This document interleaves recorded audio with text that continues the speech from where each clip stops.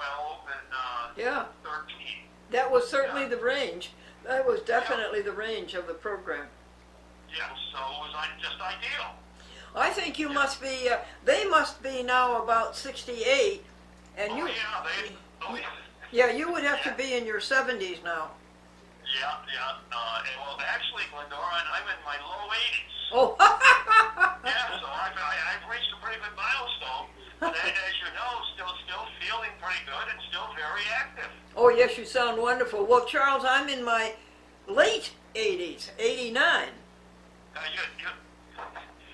Glendora, you look, it's unbelievable. You look fabulous. Whatever that magic formula is, it's too bad you can't bottle it and sell it.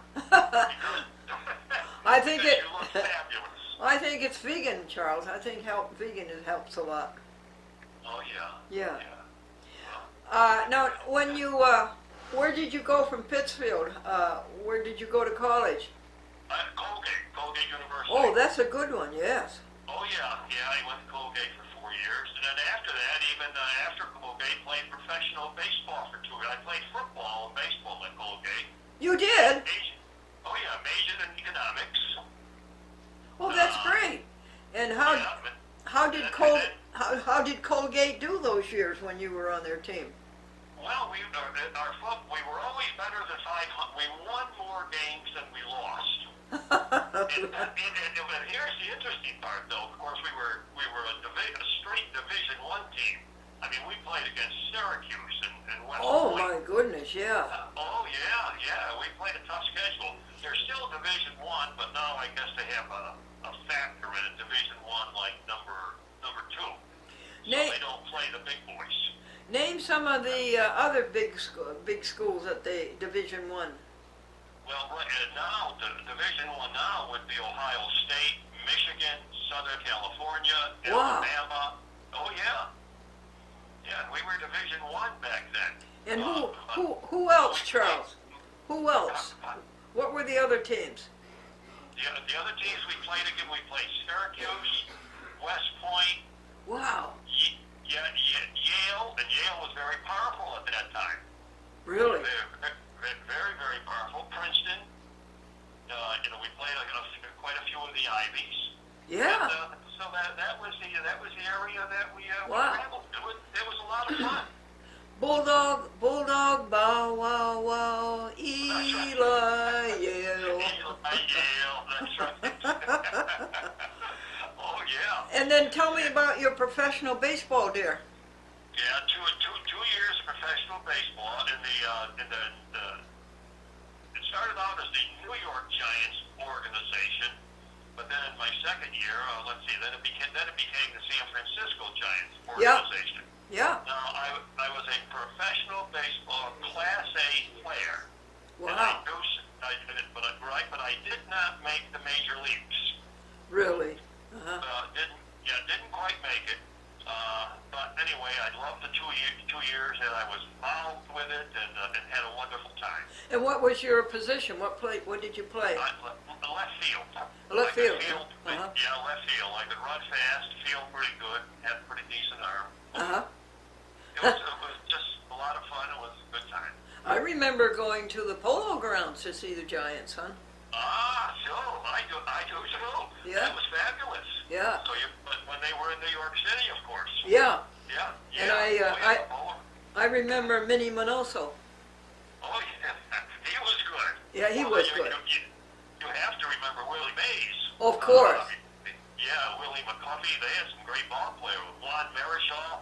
Yeah, they had some great ball players. Yeah, they did. Yeah. Yeah. Oh, isn't that interesting?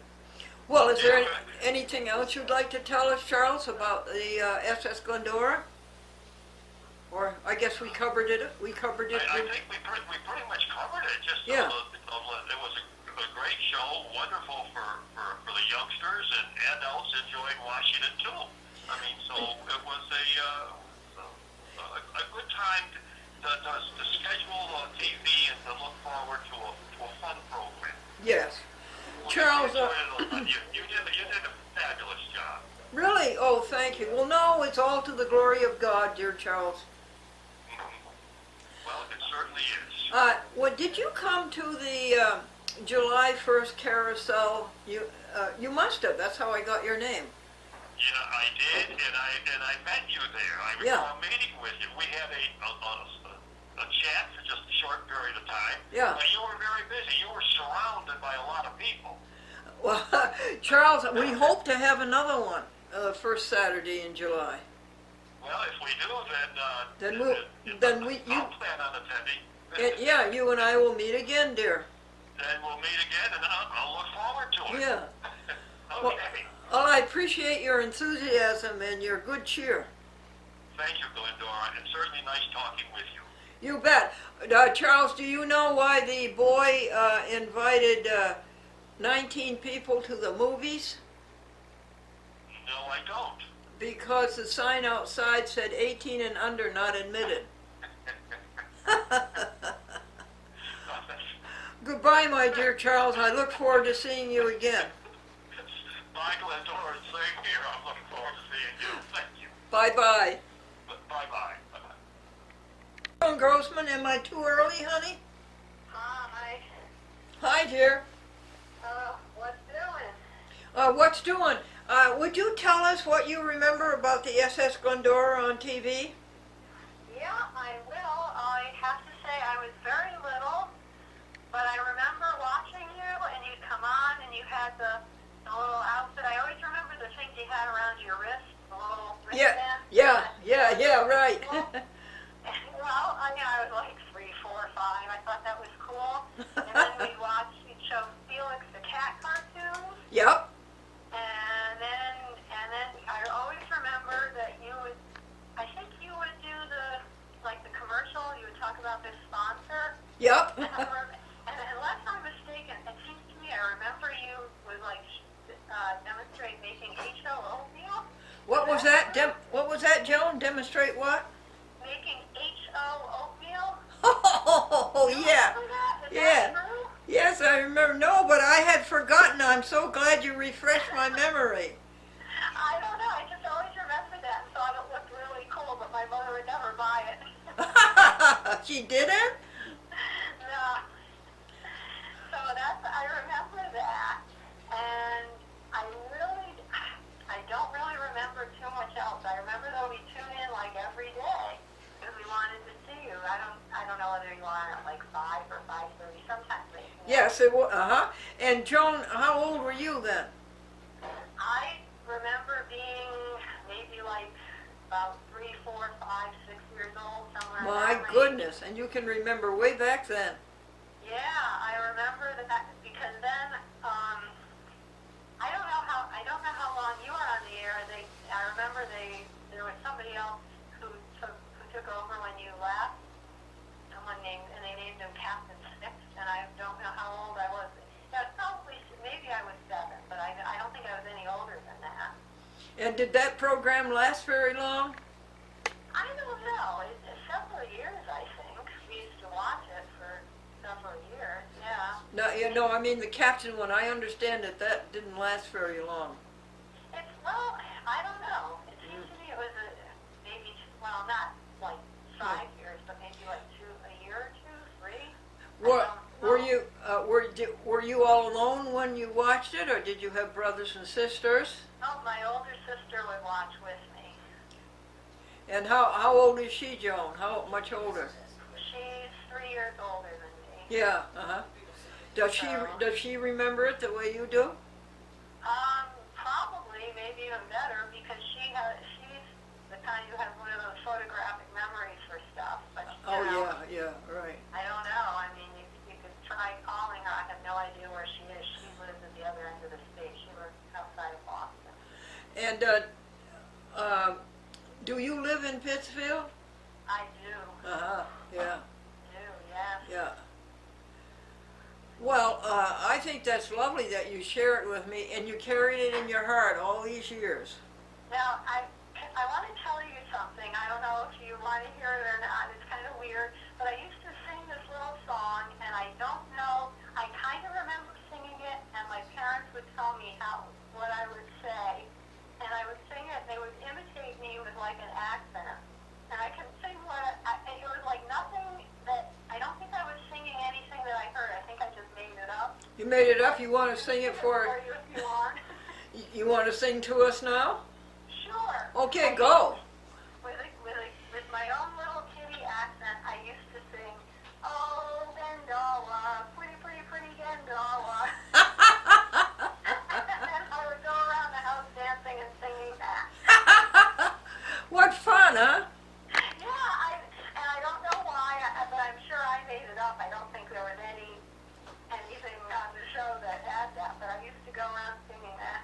Well, I don't think you were very far off because a couple of years later, Perry Como came out with "I'm in love with a dolly named Glendora. She works in the window of a big department store. Eyes of blue and hair of gold. She'll never get young, but she'll never get old." And then it was, "Oh, Glendora, oh, Glendora, I want to see more of you." So you see, you were very close. Huh. Wow, I don't know. Maybe that's, I had heard that, but I know my No. parents told me I always used to sing that. Isn't that cute? So I thought you would think that was kind of cute. I do, I love it. What a great thing to share with me. Was there anything else you wanted to tell my friends? I can't think of anything else, just that it was a part of my childhood, and I remember, it's like in some ways I can close my eyes and it was just yesterday, and of course the TV was black and white, Yep. and we just used to look forward to watching you every day. Oh, yeah. Oh, I love it. I appreciate what you did for us so much, Joan. Oh, I'm very glad that you called me. And you know what, Jim Schulman, I think in the back of his mind, and wants another rendezvous the first Saturday of July at the Carousel in 2018. Well, I could certainly try to be there. Yeah. If you want that. That was nice, honey. Very It nice. was. Yeah. It was. Well, thank you so much for being a part with us. Oh, you're very welcome, and thank you for calling me, and you just stay well. You too, and remember that computers are in the Bible. Eve said to Adam, "Do you want an apple too?" That's a good one. Goodbye, dear Joan. Thank you. Goodbye, hon. I'm ready to talk. Ready, Tony, right? Ready, Tony. Can you call me on a different number though? Oh, yes. That would be our number 2, yes. Let me just, I'm on voice dial, honey. I'm going to hang up and I'm going to say Paperio 2. Okay. Yeah, okay. Hello? Hi, Tony. It's Glendora. Hi, Glendora. Tell us what you remember about the SS Glendora and Satellite 6 of Glendora. Well, we used to watch it every evening before dinner, my sister Ann and I. Oh, your sister and who, dear? Ann. Yeah, oh, you see, huh? Oh, nice. Yeah, and I remember it would open up with you in the control room. I think they'd say, now it's time for satellite 6. And there would be a picture of some kind of spaceship or something. And then it would go to the control room and you'd be there and you'd welcome everyone. Isn't that fun? Yeah. Isn't that yeah. one? Now, what were you, about 9 years old? Yeah. Let's see, what year did it start? Do you remember? Yes, I remember exactly, 56. 56. Yeah, well, I was probably 7 or 8 years old. Yeah. And it was one of our favorites. I remember that you would talk for a while, and you were very perky and exuberant, and getting kids psyched up about what you were talking about, and then you would like go to a cartoon. Yeah. Oh, wasn't it fun? Yes, and I remember Felix the Cat was the first Yeah. time we saw that cartoon. Yeah, Felix the Cat. Felix the Cat, yes, wonderful. And Clutch Cargo. Clutch Cargo. I forgot about Clutch Cargo. And we even had Mr. Magoo, remember? We had Mr. Magoo. Mr. Magoo, that's right. Yeah, that's right. Mr. Magoo, right. Yeah. But they had some different kind of thing. Yeah. And I remember that he used to, at one point, he used to talk about the Mooney Moolah. Yeah. That's a, Now, I always thought that the Mooney Moolah had something to do, as I thought about it later in life, that it had to do with maybe the Mooney Moolah was evidently some higher authority than you, like your he was he was the director. He was in the control booth upstairs, the director. Oh, I see. Yeah, he was the director. Yeah.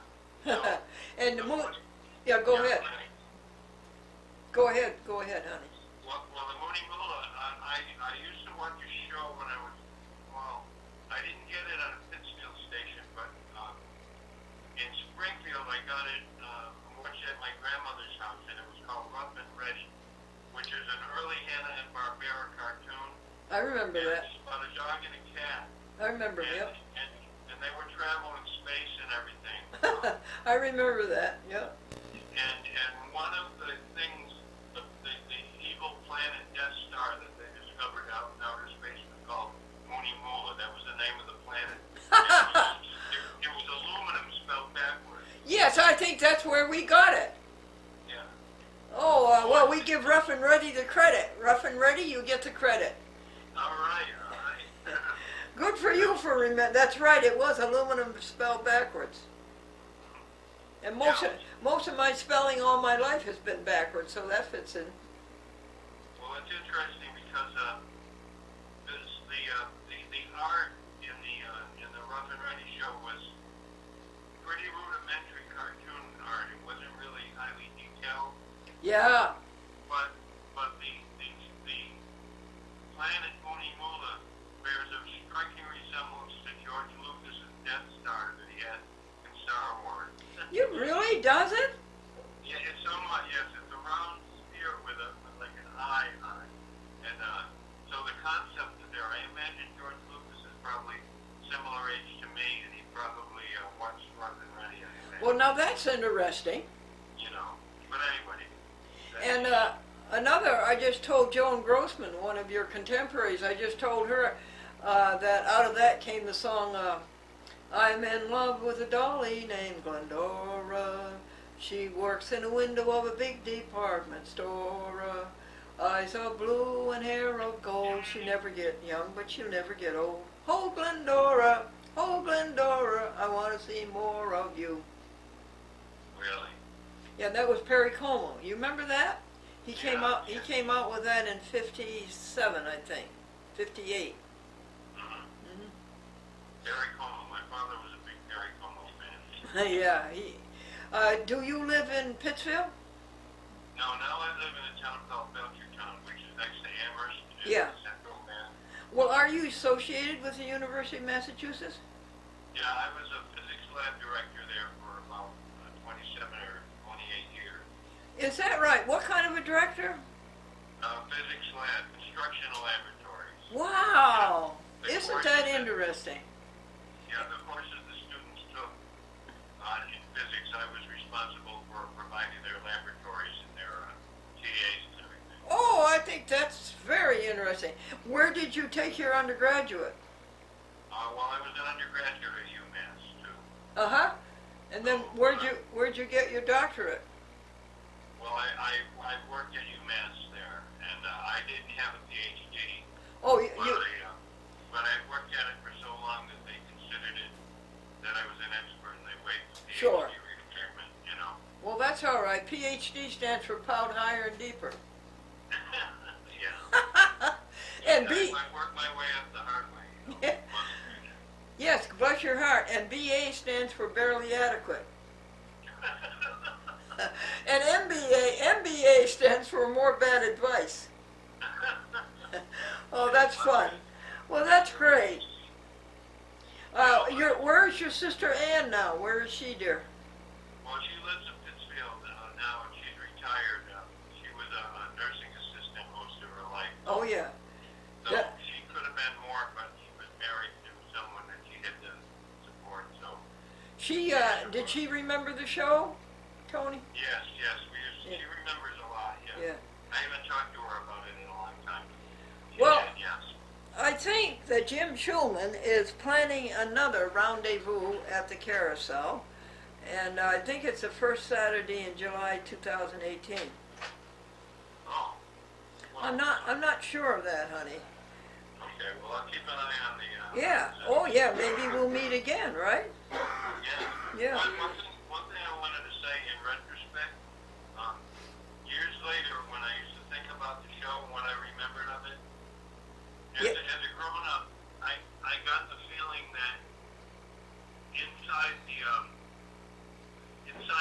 presentation that you gave to the children in the audience was a little bit of kind of embedded, was kind of a grown-up sense of humor that might have been for the benefit of the crew or the director or whatever, you know what I mean? That is a... tongue-in-cheek humor that you used to give parties, but children wouldn't have noticed that. That is a... That is an astute observation, because I always tried to talk to them as adults. I never talked down to them as children, always up as adults. No, it's true. That's what was different about you, was that you weren't like now class, you know, or like you were like the guy who did the squiggles on Freddie Freihopper show. Yeah, that's right. No, that's right. He was like Buffalo Bob. He was like a big daddy. Yeah, right. Yeah. And you were like one of the kids in a way, like, you know what I mean? You were right there with us having fun, and you know, it wasn't like, you know, you were an adult speaking down to us. Like, we were part of your clubhouse. See your physics lab observation. You see how I made it keen? How keen you were? Yeah. Yeah, you picked up something that was quite subtle. Good for you.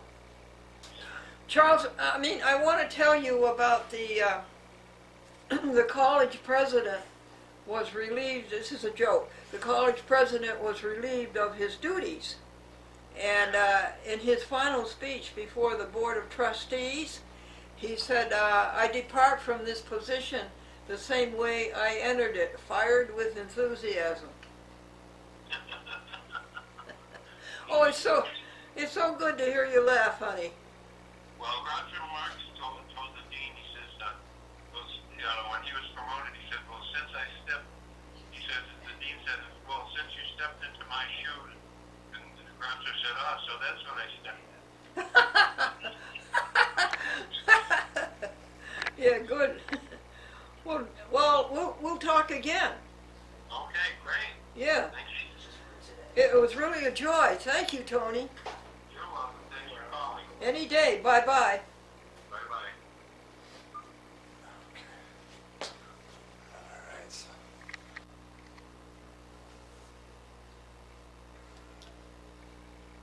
Folks, I want to tell you about Mary Leoncini.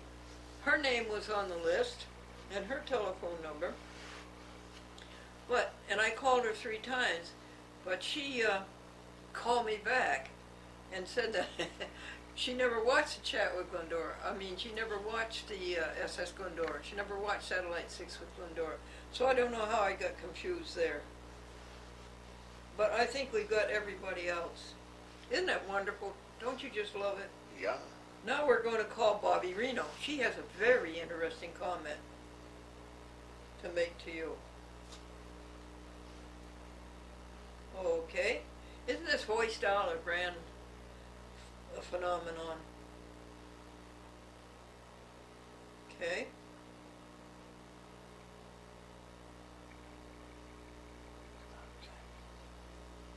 This always happened to me on TV, live TV. I'd go to demonstrate something. I'd practice it before the show. It would be perfect. Then the minute I went on TV, it would all fall apart. Okay. Here we go. Voice stop. I gotta do it over again, sorry.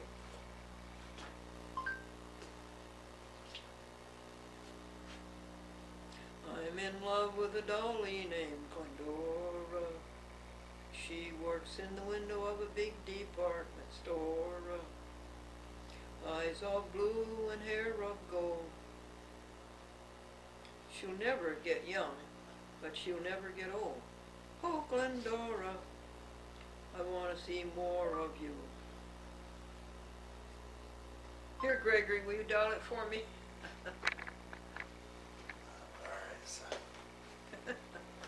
Thank you, dear. This is my friend, Gregory. Say hi to folks. Right? Oh, hello, folks. He can do so many things I can't do. Clear all. So you calling Reno? Bobbi Reno. Reno. All right, so.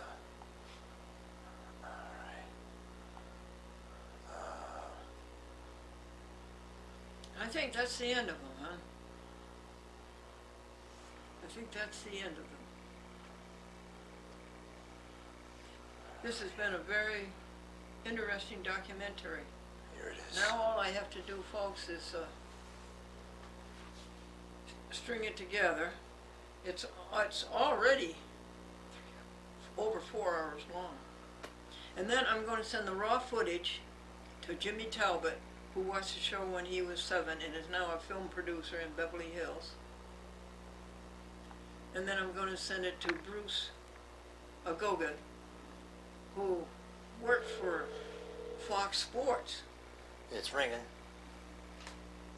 and he was a director. And he had 40 cameras in front of him as a director.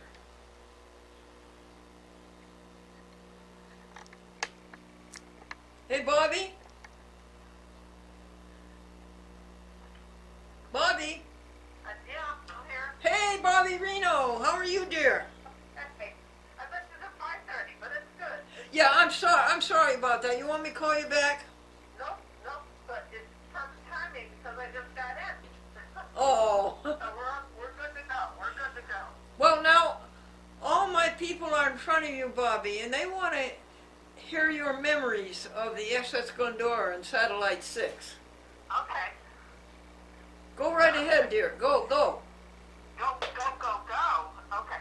Well, the one thing that strikes me, that stands out, of course, being a very young girl watching the show, was the fact that all the other TV shows for kids, local and some of them national, except for like Romper Room, had male hosts.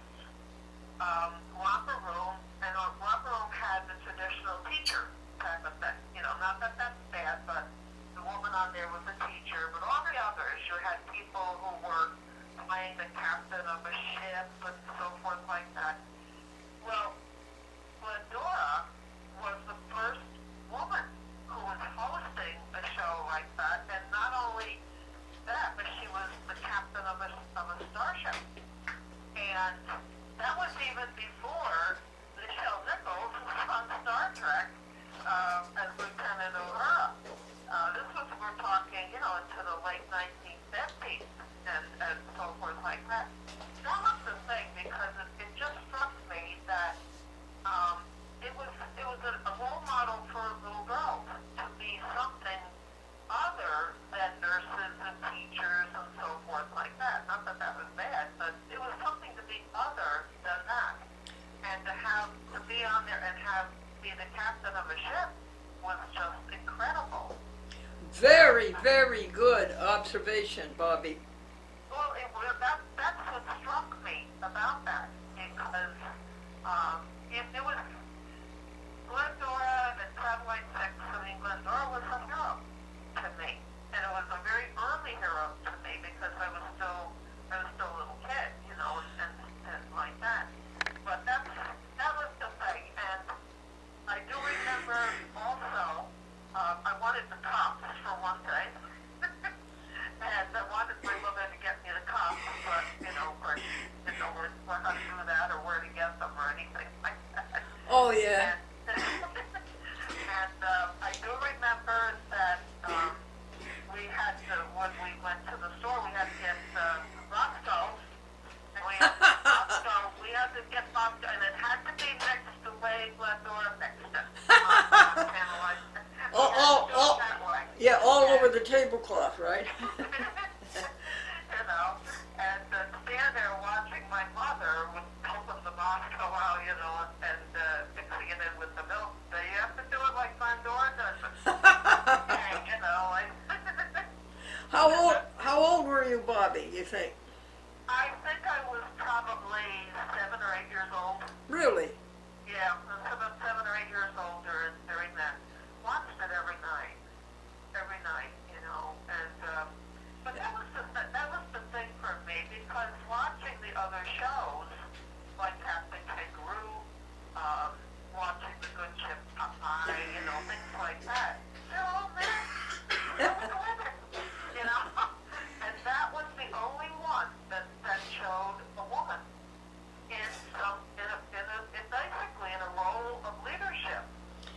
good point, honey. And that's what struck me about it. And not only that, but of course it was about space, which I was a huge fan of the space program. And so on. Oh, I see. Yeah, yeah. And It was. it was connected like that. Yeah. That you were on the ship. The kind of Bobby, what municipality was that? My hero was attractive too. So it was like, Oh, the costume. I want to grow up like that. Yeah, you wanted a costume like that, huh? Oh, I want the cups. Yeah, the cups were right. They were cool. With the six on them. Yeah. Boy, what a vivid memory. Well, one of my treasures is when you gave me an autographed picture of yourself. How did that come about? We met at Stewart's. Oh, okay. That's back in this century, yeah. Yeah. And we met there, and you were, I was just thrilled to get that. And I think you remember the first time we met. Oh, I do, yeah. We went to the library, and I was introduced, and I kept looking at you, and I thought, she looks so familiar. I know her. And you said, my name is Glendora. And I said, the only Glendora I ever knew was on Satellite Press. Oh my God, I was beside myself with being so thrilled. Isn't that fun? I wish that some of the local TV stations did programs like that again. I do too. Yeah. And I think they were, they were not expensive in production or anything like No, that. no. And yet they had a way of reaching kids Yes. that was I think beneficial. Yes, I yes. think it was, you watch the cartoons, you watch the Three Stooges and stuff like that. It was okay. But like I said, you were put in actually a role model for young girls, and I also think for young boys to see a woman being the captain of a starship. I think that's I love it. really way out of its time. Well, Bobby, it never occurred to me all through my, and even now in my television career, I never paid attention whether it was man or woman. I just went forward. Yeah, but you did. I didn't stop to think whether it was man or woman. But, as a Star Trek fan, they talk about Nichelle Nichols and her role on Star Trek as being groundbreaking because she was on the bridge, a woman on the bridge, a woman being an officer, and Yeah. having a role of authority. Yeah. You were, what? You were like 6, 7, almost 8 years ahead of them.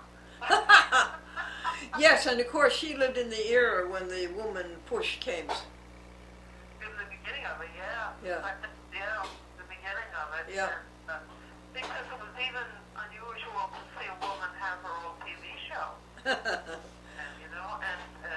especially even, and added on to it was a woman of color, that was just unheard of. But, it was unheard of even for a man at times, too. So that was groundbreaking. But you were like 8 years ahead. But that's what I came away with, And you carried it in your heart all these years. Yeah, oh yeah, and I wish that they had saved some of those. I don't know, you wouldn't call them videotape. I don't know what they were. Yeah, we didn't have tape in those days, honey. Yeah. They- There was a lot of protest too, Yeah, it would have been nice. They used to have a thing called kinescope where they would put a movie camera in front of the TV screen and make a movie of it. Oh, The quality wasn't that good, but it would have been better than nothing. but do you think Channel 6 has anything like that? They have something. They will not let us have it though. I know when Victoria Carezzi did a documentary on a chat with Glendora, she asked for footage and they wouldn't let her have it. I think we should start with a petition. Yeah, I think so. And ask them to send out stuff so that, so they can see it, and introduce them to what was, Yes. and how groundbreaking it was. Yeah. Introduce it into that context. Yes, that's it. there. Yeah, well, it Very was, nice, yeah. Very groundbreaking. And especially it was just so delightful on there, too. It is delightful now. But you What? just, I mean, there was a woman, there was an attractive woman, and being a role model, not a bad thing, not a bad thing. Well, you know, that was the intent of this documentary, Bobby, to try to recapture that, the late 50s, something that was and never will be again. Exactly. And that's a tragedy, though. Yeah. That's It is. that's a sad part of it. And we have gotten away from that. And Yes. we've gotten away from the local Yeah.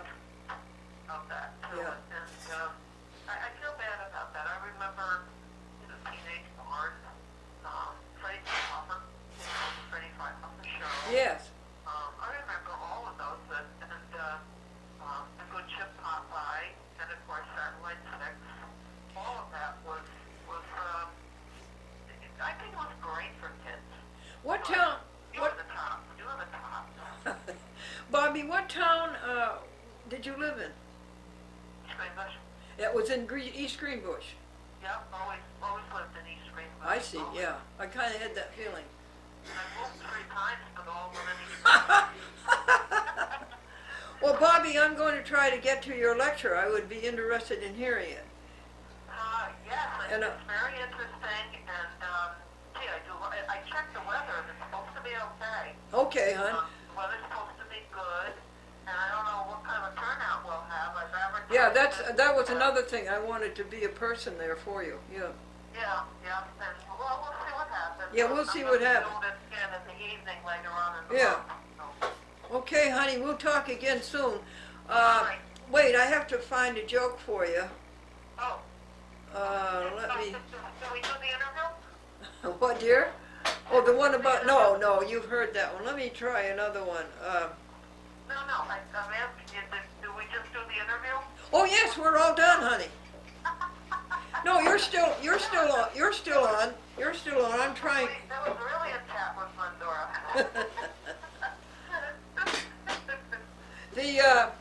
The doctor said, I have bad news and very bad news. And the patient says, well, what's the bad news?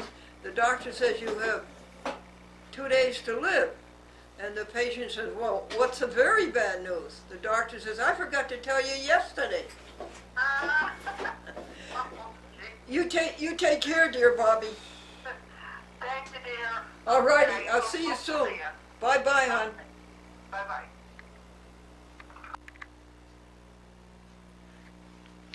Well, folks, what do you think?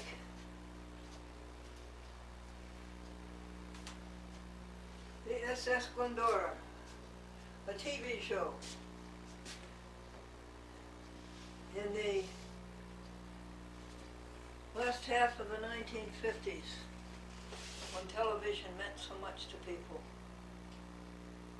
When television was king, folks.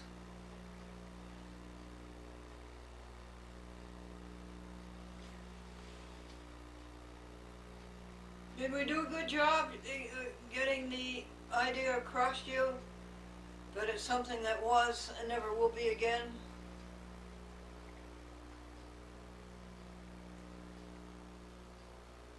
Did we get it to you, folks? How great it was? What do you have to say about it, Glendora? About what? Well, about the documentary, or about the SS Glendora. 1955, Satellite 6 to 1962. Well, I'll tell you, it was a thrill to be loved.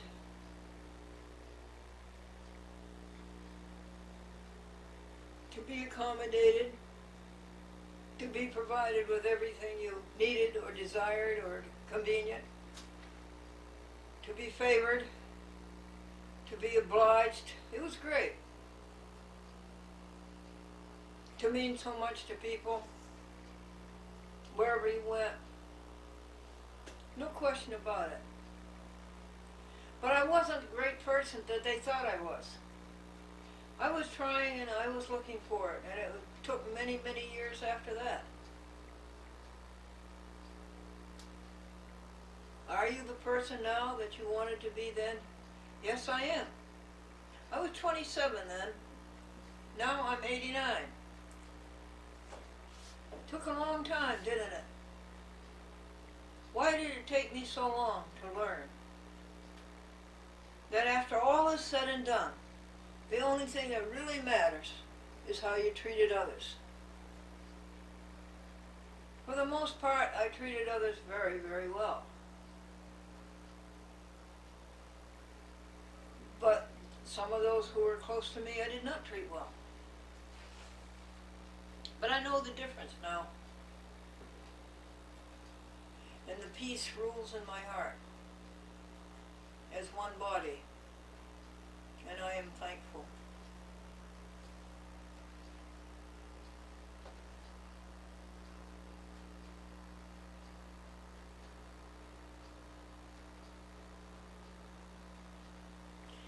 You know what's so interesting is that these people have carried that in their hearts for what, 60 years? 1955 to 2017. 60 years. The heart, the brain, the thought, the nervous system, the soul. They're so great, the way they do things like that. 60 years, the flame.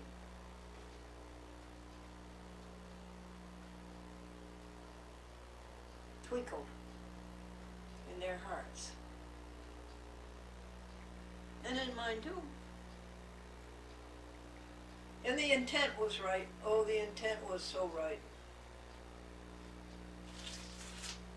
To impart goodness and kindness and helpfulness to animals, and to imply perfect in power, in love and purity.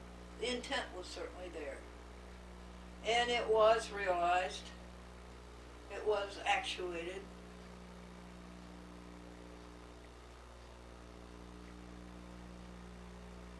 And if life goes on, and why shouldn't it, as it has been, maybe a couple times a week, it will happen. Hey, weren't you on television way, way back when I was a kid? Didn't I used to say, are you Glendora? There was only one Glendora I ever knew. Yes, that'll go on a couple of times a week. I regret that every time it happened, folks, I did not make a video of it for you, or an audio. I regret that. Why, that would be a stack very high. So what did we end up with? I think we ended up with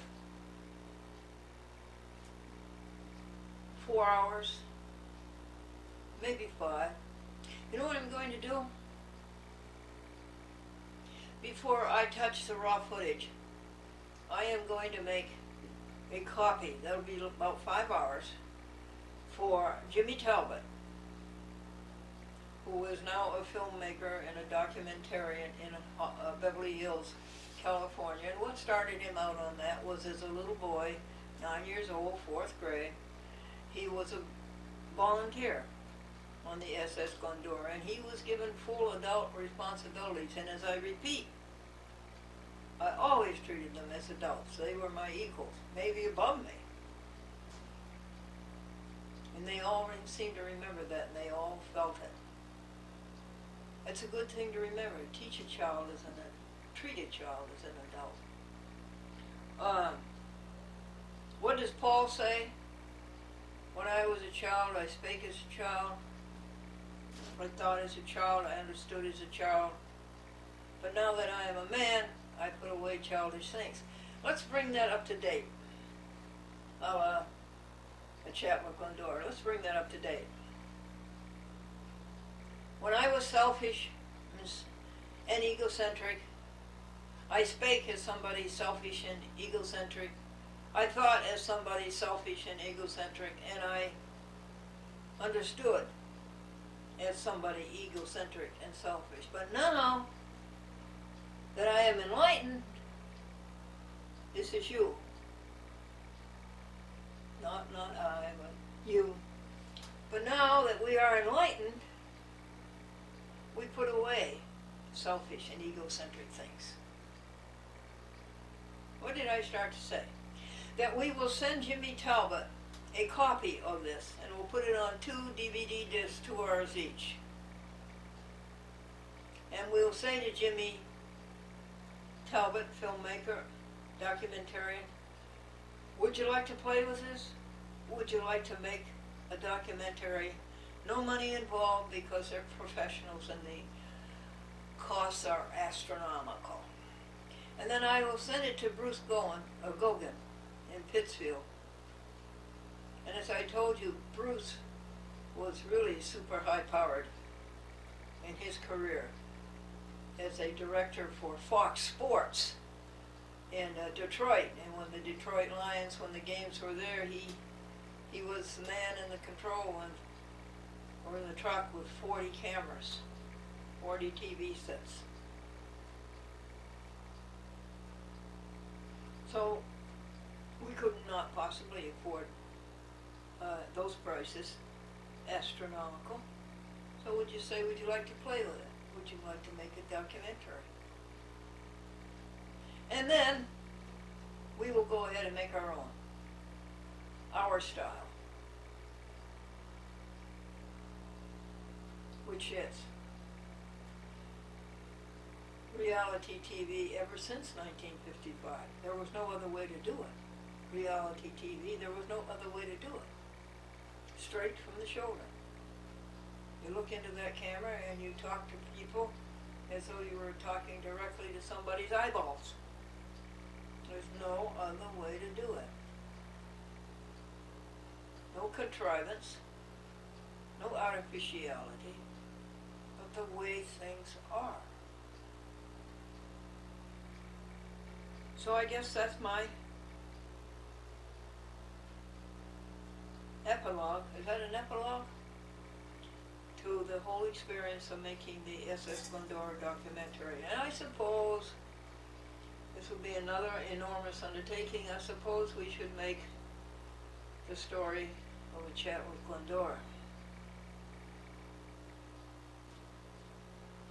Victoria did a great job making a documentary of the SS of the chat with Glendora.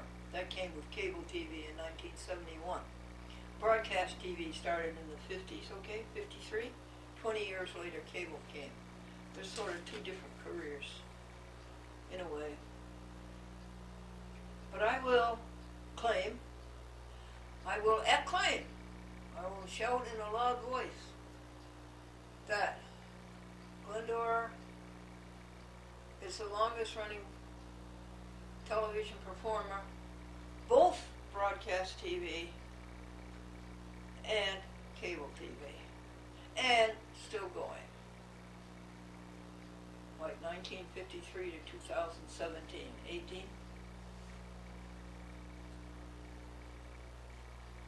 Challenge it. Beat it. But then I'm really not interested in competition. I'm not interested. That's not the way to be. That's not the way to be. That's where all our trouble comes from. We try to be better than somebody else. That's not the idea at all. Not better than somebody else. Equal with somebody else. That's not it. That's why the whole emphasis on sports today is screwy. It's distorted.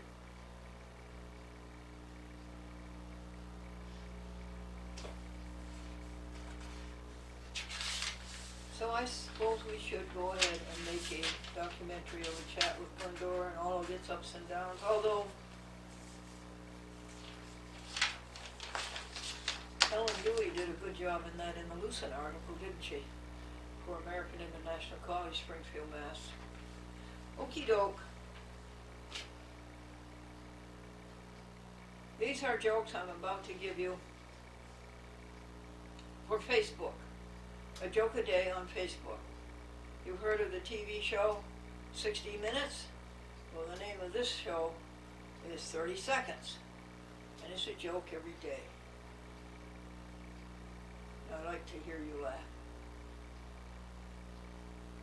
That's nice. When people laugh. And they laugh so hard. That's nice. That's really nice.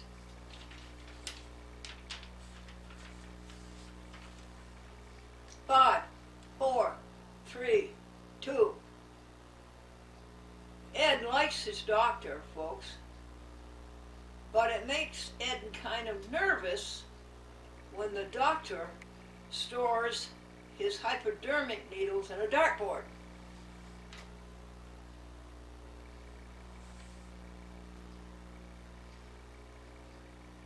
John says that when the doctor operated on him, the doctor left a sponge inside. John's friend said, that must be uncomfortable. John says, no, it just makes me thirsty.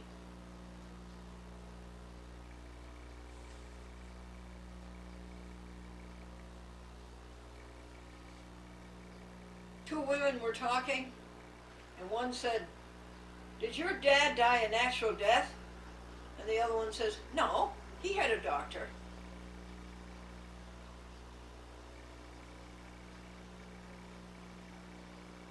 Doc! The patient said, Doc, I have a ringing in my ears. And the doctor said, don't answer it.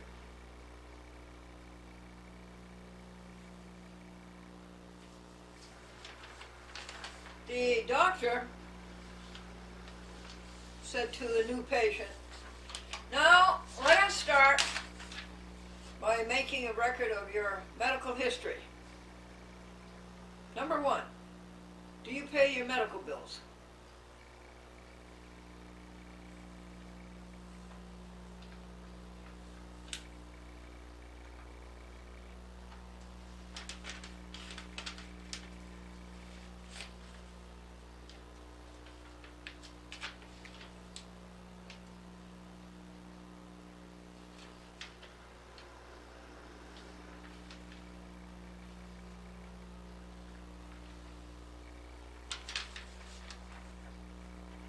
Did you hear about the football team that turned down their invitation to the Sugar Bowl? You want to know why? The quarterback had diabetes.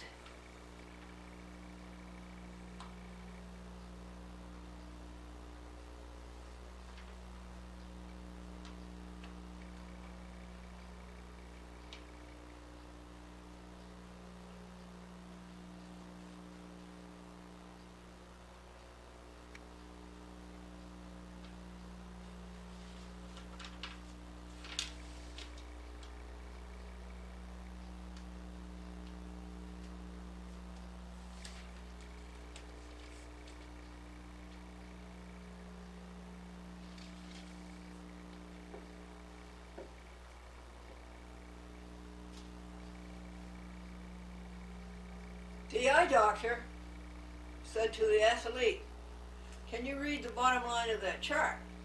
And the athlete said, read it? I know him. Let me go find those other 2 jokes that are missing, because you're entitled to 14 and you have only 12.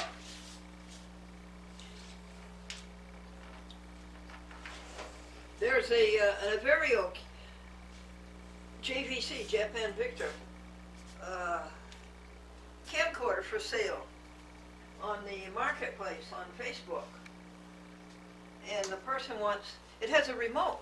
That's why it's of interest to you, because then I can turn on the camera and turn it off remotely. And it's $300. You think we ought to look into it? That's quite a lot of money for a camera that's about 10 years old.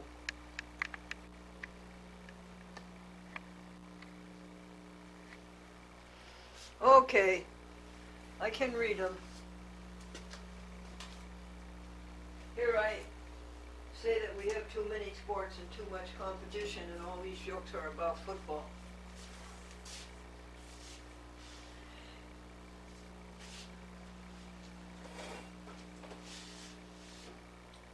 A college has become very strict. It will not give a player his letter until the player can tell you which letter it is. And the football fan fell asleep in his chair in the evening, and in the morning his wife shook him by the shoulder and said, wake up, it's 20-7. He said, whose favor?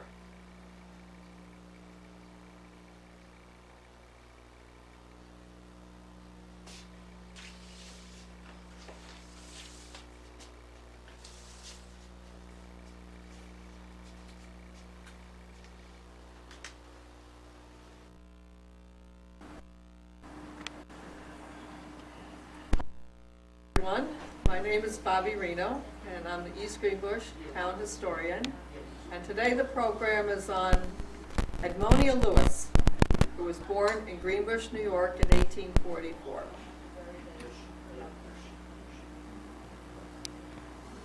This was a quote that I found that rather disturbed me.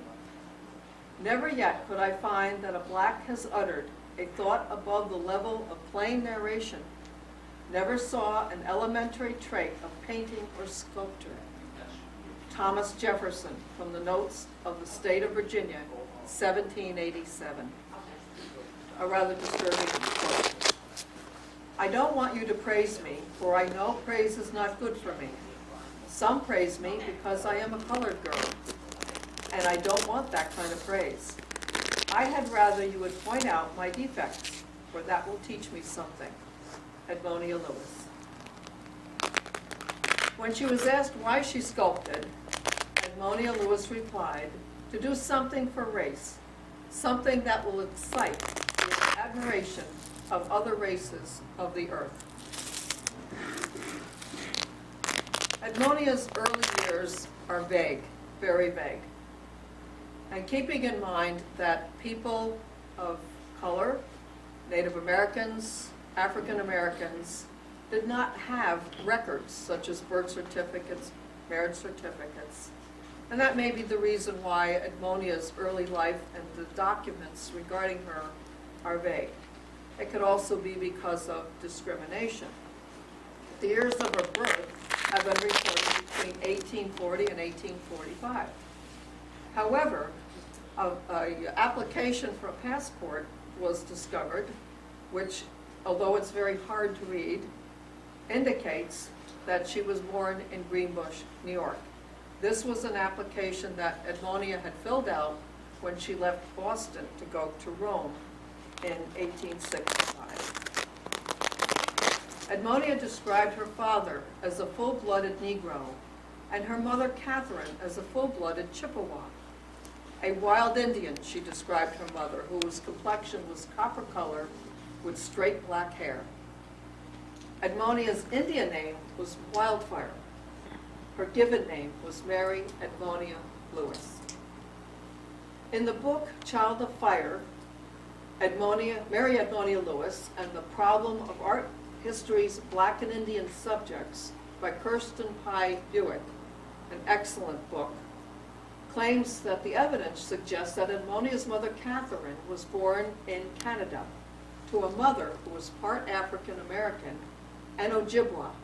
The Ojibwa was the Canadian name for the Chippewa, and whose father was John Mike, an escaped slave.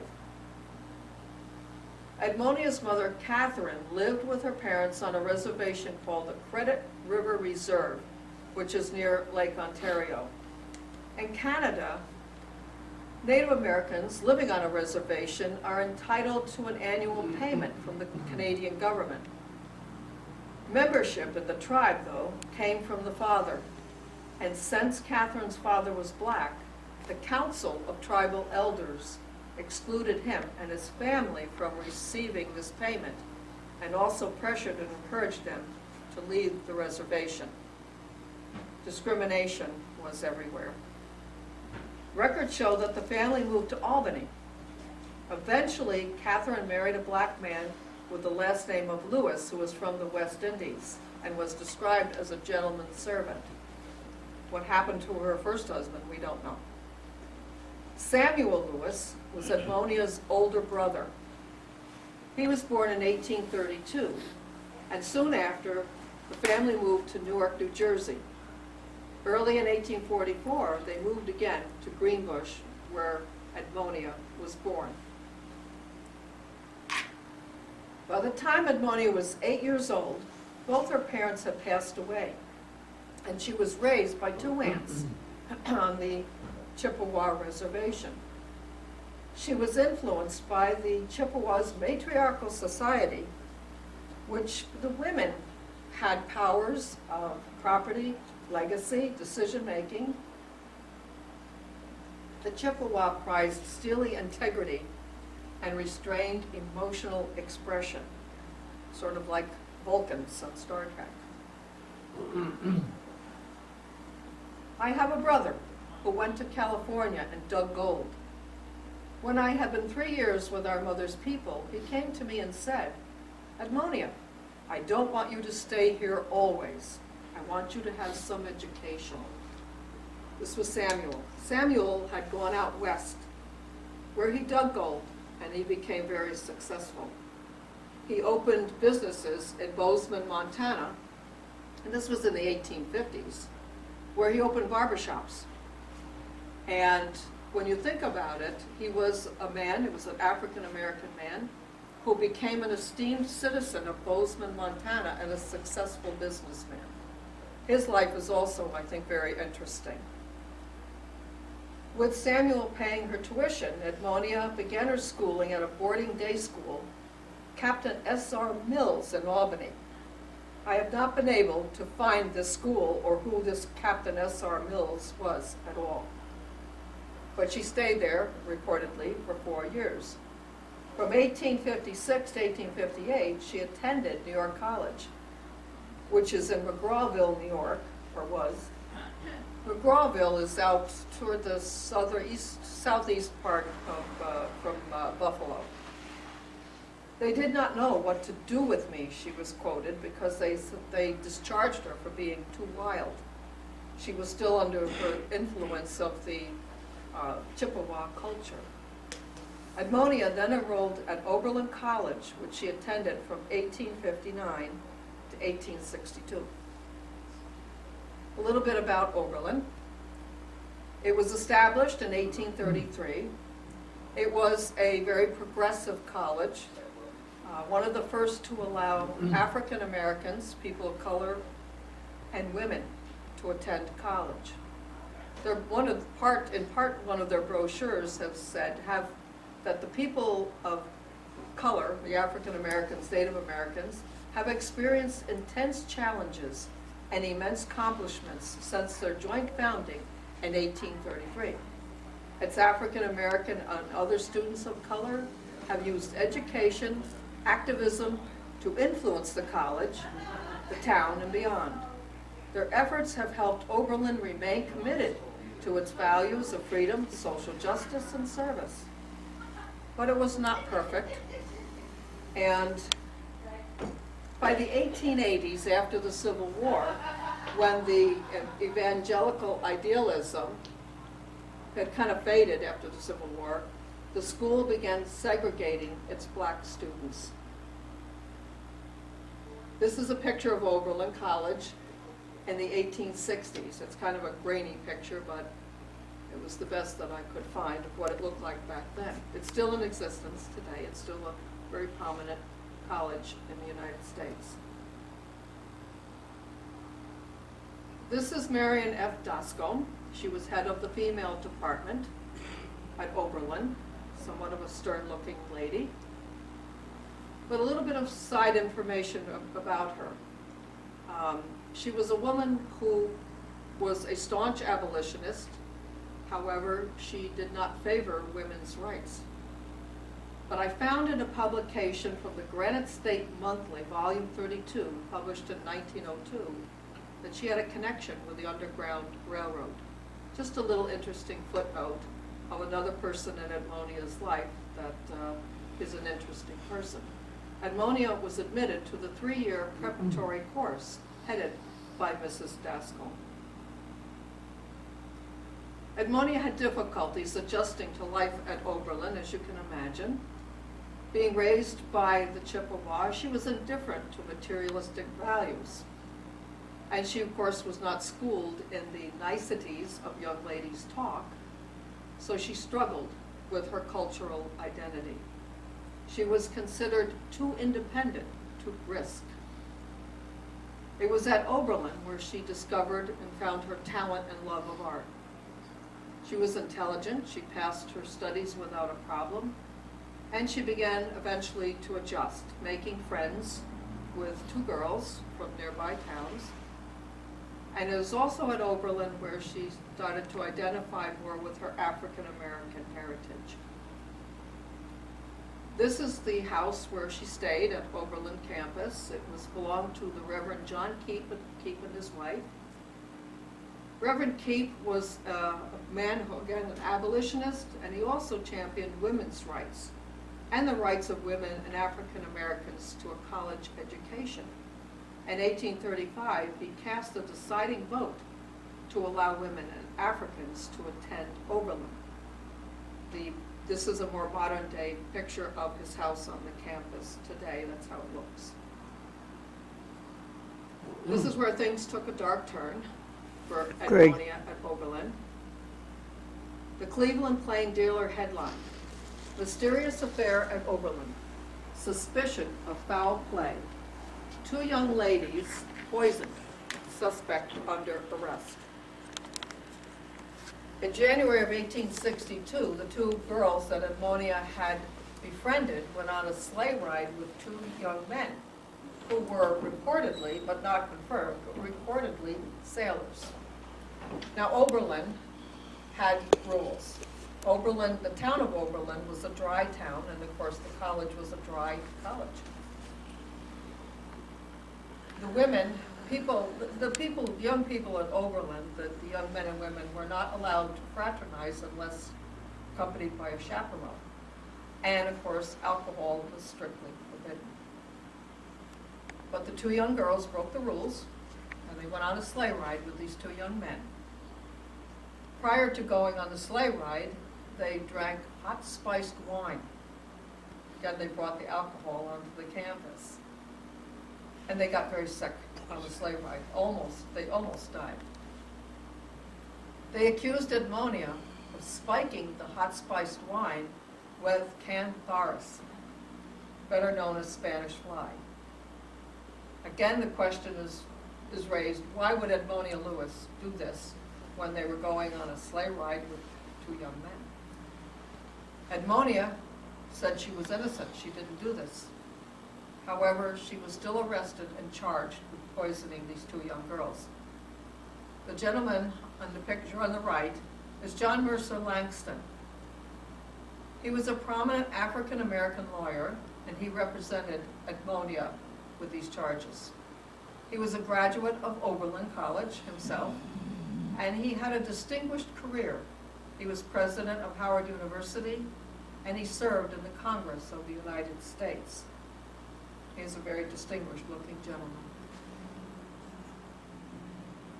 But before her trial or hearing took place, Edmonia stepped outside of her residence, the Reverend Keep's house, and she was grabbed by unknown attackers. She was dragged to a field, she was sexually assaulted, and beaten almost to death. She was left unconscious to die in the cold. When it was discovered she was missing, the town rang the bells in alarm, and she was discovered just in time. Her trial or hearing was delayed a month while she recuperated from her severe injuries. Her trial lasted 6 days, from February 26th to March the 3rd. Eventually, she was exonerated for lack of evidence. She returned to her studies at Oberlin, but she suffered from depression because of the false accusation by her so-called friends, and of course the brutal attack. But her harassment didn't stop. She was belittled by cruel remarks, she was ostracized, and again falsely accused, this time of stealing. She was accused of stealing art materials. Oberlin, fearing the bad publicity and another scandal, did not expel Edmonia, but simply did not renew her enrollment for the next semester. So she was out without her diploma. In the Chippewa tradition, humiliation calls for revenge. Edmonia decided she would show Oberlin they had misjudged her, they mistreated her, and she would do this through her art. And boy, did she do it. She headed to Boston. Again, this is another example of people helping her throughout her life. She carried a letter of introduction by the abolitionist William Lloyd Garrison that Reverend Keefe was able to get for her. She sought out the sculptor, Edward A. Brackett. Edward A. Brackett had sculpted the bust of John Brown, the abolitionist. I thought the man who made a bust of John Brown must be a friend to my people, said Edmonia. That's why she sought him out. Edward Brackett began to teach Edmonia how to sculpt. First he had her, to see if she had any talent, he had her do a baby's foot in clay. And obviously he was satisfied with her work because he did take her on and taught her. She supported herself by making and selling medallions of clay, which she sold at church functions. In the building where she took her lessons from Mr. Brackett, Samuel, her brother, rented her a small space for her studio, where she was able to hang out a sign on the door, Edmonia Lewis, artist. This is the building where she took her lessons. It is no longer there, in Boston, but on this place, I understand there is an art center. So it kind of kept going. Beautiful building. This is where we put up. In 1863, Edmonia stood on a curb in Boston, and she watched the all-black 54th Massachusetts Regiment march by, led by Colonel Robert Gould Shaw. Robert Gould Shaw was from a prominent white Boston family, and if you saw the movie Glory, that is based on Colonel Shaw and the 54th Regiment. Colonel Shaw was a man who chose to lead black men in this regiment, and they were killed 6 weeks later, after Edmonia saw them. 6 weeks later, they were killed as they charged Fort Wagner in South Carolina. Edmonia was very moved by Colonel Shaw. When they were all killed, Colonel Shaw was buried in a mass grave with his men. Colonel Shaw's father indicated that that was the highest honor that the Confederates could have given him, because he would have wanted to be buried with these men. Emotionally moved, Edmonia did her first major piece of recognition, this bust. She did it in clay. She worked mostly from memory of him marching by her. She had a few photographs, but she was an unknown artist, an unknown sculptor. So the family, they didn't want to give her photographs. Who was she? But few people did. She said, it seemed to me as if he were actually in the room when she was creating the sculpture. And she admitted that she kissed the clay as she worked. She made plaster cast reproductions of this that she sold for $100, 100 of them for $15 a piece. She did this so that people who couldn't afford artwork, and they could have a bust of this hero to her. She also did one, and I think this is it here, she did one in Rome, in marble. The sculpture is now in the Museum of African American History, and it's in Boston. And as you can see, I think she did really well from memory. of doing a likeness. Eventually, the family of Robert Gould Shaw agreed with and said that it was a beautiful piece, and it did look like him very much. This was a poem from an unknown publication and an unknown author, titled Edmonia Lewis, the young colored woman who has successfully modeled the bust of Colonel Shaw. She hath wrought well with her unpracticed hand, the mirror of her thought reflected clear, this youthful hero martyr of our land. With touch harmonious she has molded here a memory and a prophecy both dear, the memory of one who was so pure. Eventually, after she finished with her lessons with Edward Brackett in 1865, she had earned enough money, and together with support from Samuel and other abolitionists such as the Reverend Robert C. Waterston and his wife, Anna Quincy Waterston, she decided to go to Rome to further her studies in sculpting, which she did. I thought I knew everything when I came to Rome, but I soon found I had everything to learn. Edmonia Lewis. That is the only known photograph taken of her in Rome. Also in Rome, there was less prejudice against her race and her gender. And it was in Rome where she started to produce her major pieces of internationally critically acclaimed work. I can't wait till we get to that part of the program. This was a quote by Henry James, who was an American-born British writer. And to me it reflects a little bit of disdain. Edmonia, when she got to Rome, joined up with other American women sculptors.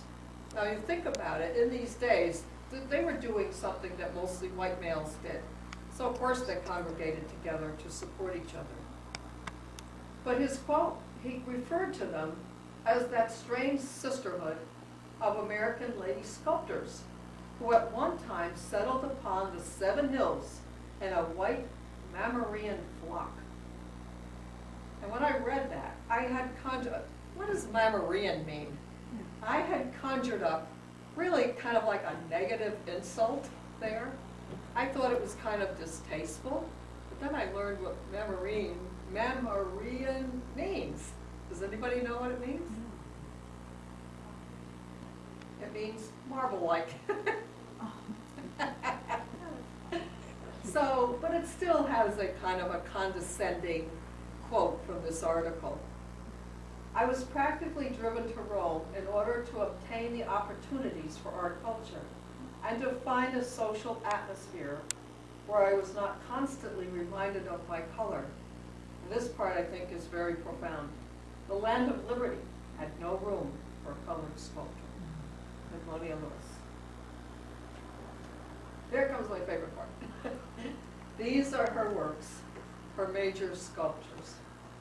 Most of them are in museums, some are in private collections. Forever Free, the one on the left, is now at the Howard University.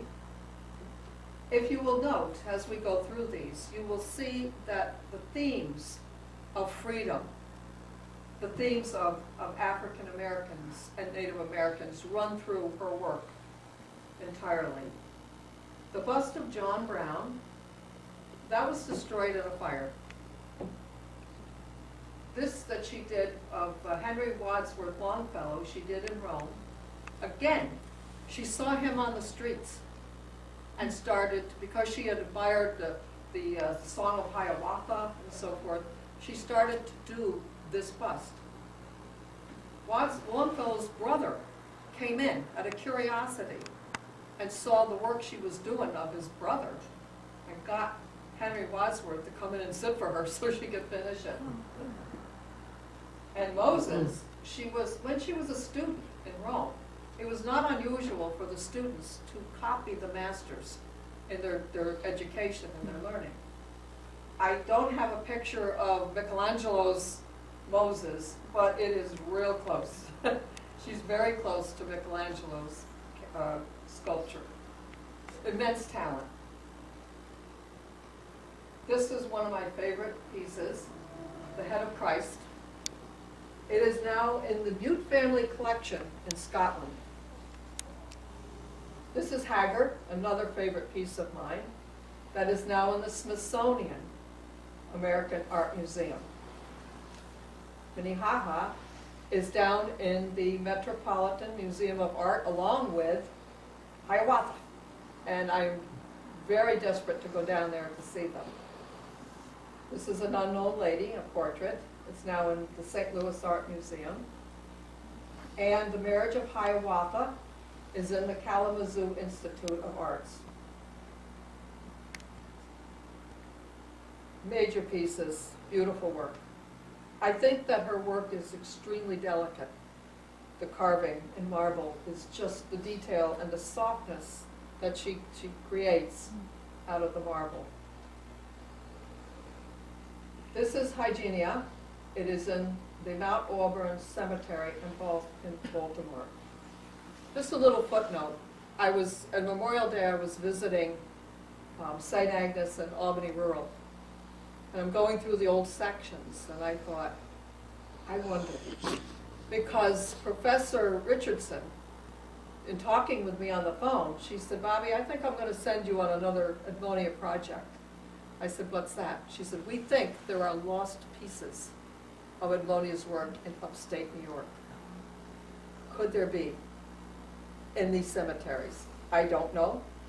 I don't have anything to go on, but just that possibility. This is Rebecca. Whoops, get back to Rebecca. This is Rebecca at the well, and it was just recently sold at auction.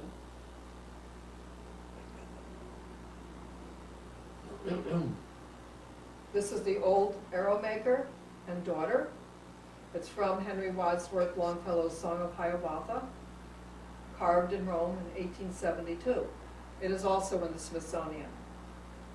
The bust of Abraham Lincoln is in the San Jose Public Library.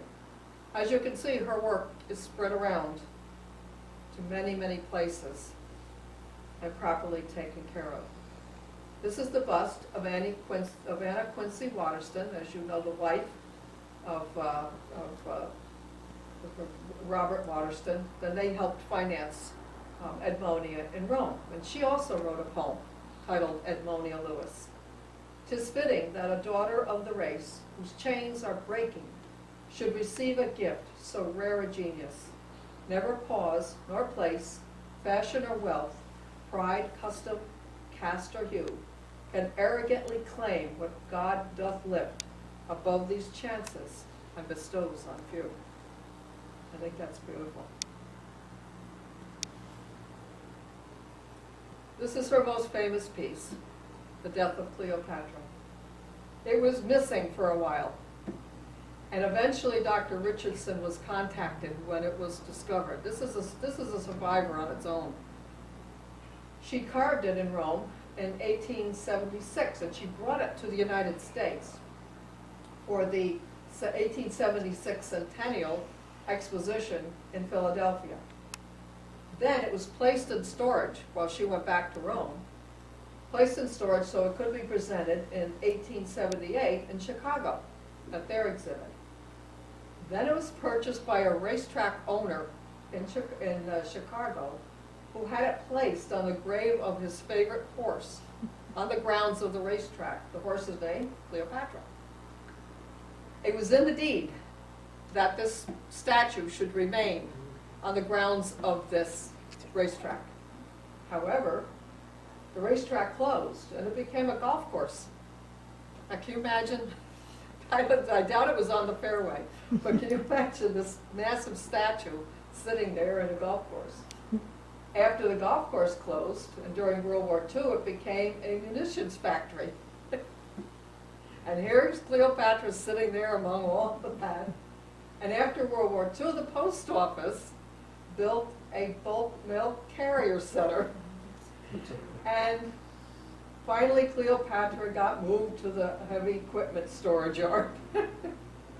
And this is kind of amusing. At one point, well-meaning Boy Scouts painted it white. Ouch. But in 1987, the Forest Park Historical Society found it.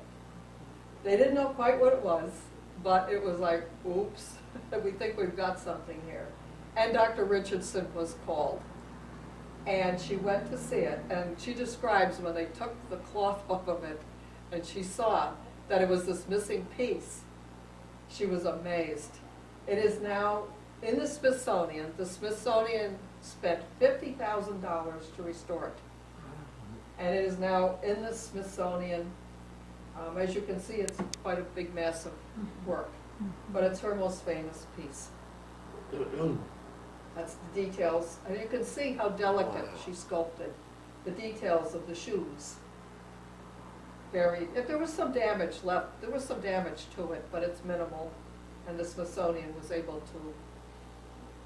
to fix most of it. Edmonia visited the United States several times, and her work was presented in major galleries and exhibitions. Actually, her work sold for large sums of money back then.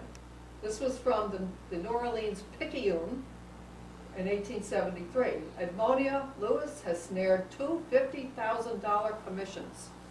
Imagine that. She had a lot of popularity. She was world famous, and her studio became a tourist attraction. She rose above the meanness and violence she experienced.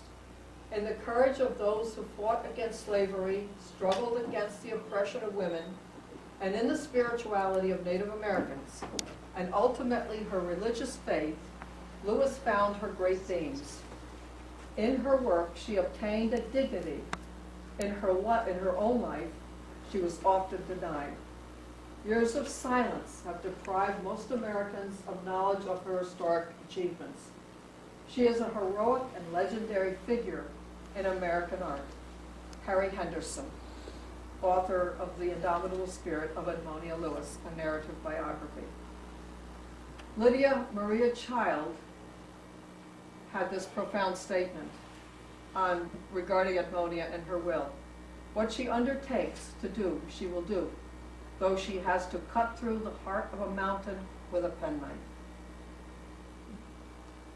Researching Edmonia has been somewhat difficult. Again, the beginning of her life, vague, as was the end of her life. The Karen Lemmy, who was the curator of sculpture at the Smithsonian, said, there is a kind of vagueness to the details of her life. And that is true. There's my friend, that's Dr. Richardson. A really wonderful lady, very interesting. She spent many years researching her life. By 1901, Edmonia had disappeared completely. No trace of her anywhere in Rome or anywhere else. And actually she disappeared out of even correspondence from people who knew her. Just completely gone. We have several theories as to why that happened. One being, she was a woman. Her style, and she was also a woman of color, her style had changed. Or not her style, but the style that was accepted and popular had changed. She sculpted in the neoclassicism style, but Art Nouveau was coming in. And so her work was not selling. She didn't marry. She had no descendants, no one to carry on her legacy. So she disappeared. However, Dr. Richardson, through her hard work, paid off. She hired a lawyer in London.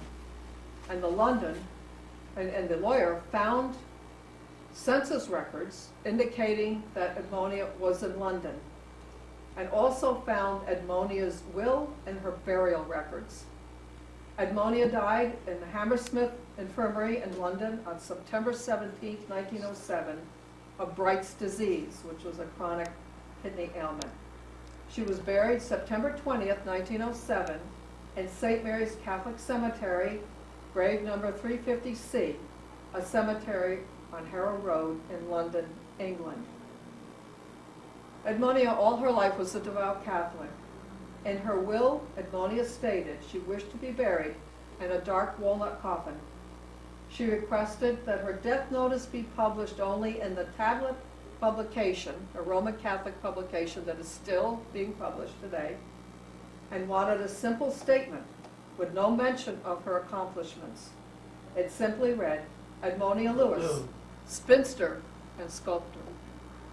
Also in her will, she left the bulk of her estate to a Roman Catholic priest who was presided over the Lady of Victory's Church in London. That church still is quite a very active church in London. This is Edmonia's grave in London, where it was. When I first saw this was taken by the lawyer that Dr. Richardson had contacted. When I first saw this, I was just so upset and astounded. I talked to Dr. Richardson and I said, is there anything being done about this? She said, no. And I said, well, I'd like to try. And she said, go ahead, see what you can do. So I started a GoFundMe. And actually the donations came in very quickly. A lot of people in the community here donated, which I'm very grateful for. I contacted St. Mary's Cemetery and actually found very nice people working there. And they put me in touch with the E.M. Lander Company, who does memorial work in London and so forth. And back and forth with emails and so forth, we drew up, decided what we wanted to do. We wanted to keep this slab stone preserved because it is part of history. We didn't want it destroyed. So we decided on what the British call a wedge stone. That is black polished granite. We decided on that. They gave a quote for it, and it was 700 pounds, which was 900 and some odd dollars American money. We raised it, and we were able to restore the grave. And that's it now. That's the black granite. The man at E.M. Lander was John Doe. And he said that is really my name. Again, very nice people to work with. It's in a very old, rough section of the St. Mary's Cemetery, and I know, because I manage Greenbush up here, I know how difficult it is with the old sections of the cemetery. So I'm sympathetic, but we restored the grave. Today at Oberlin College, there stands a building. This is in regards to Edmonia's revenge. The building is the Edmonia Lewis Center for Women and Transgendered People. It is a collective of students, staff, and administrators who strive to transform existing systems of oppression based on sex, gender, race, class, sexuality, age, ability, size, religion, nationality, ethnicity, and language. I think that covers it all. The house was originally built for James Monroe, who's not the president, but was an abolitionist who advocated voting rights for African Americans. And he was also a friend of Frederick Douglass. He taught at Oberlin College, and he served as the U.S. Consul, and also he was a 5-term congressman. This is the building today. The Edmonia Lewis Center for Women and Transgendered People. I think she came full circle back to Edmonia. Yeah. And this is the respect that she's now given so that other people don't suffer what she suffered. More than 30 of her pieces, as we've seen, are in private collections and cemeteries. And this is a few of the places. A lot more art centers and museums have her work. These are the books. I have copies here that I highly recommend reading for further information on Edmonia Lewis. And there's also a website down there, but you can pick up that flyer there. And I need to thank Jeanine Atkins, who is the author of Stone Mirrors, The Sculpture and Silence of Edmonia Lewis. She gave me permission to use the photographs on her Pinterest site for this presentation. And to my friend Albert Henderson, who allowed permission of the reference that they discovered. I could use their book as reference. So I have to thank them. And I thank you for allowing me to introduce you to Edmonia Lewis.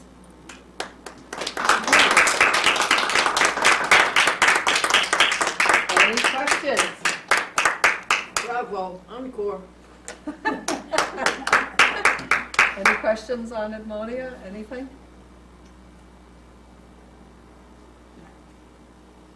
Do you know where she lived when she lived in East Greenbush? It's very hard because her father was described as a gentleman's servant, so therefore he did not know the property.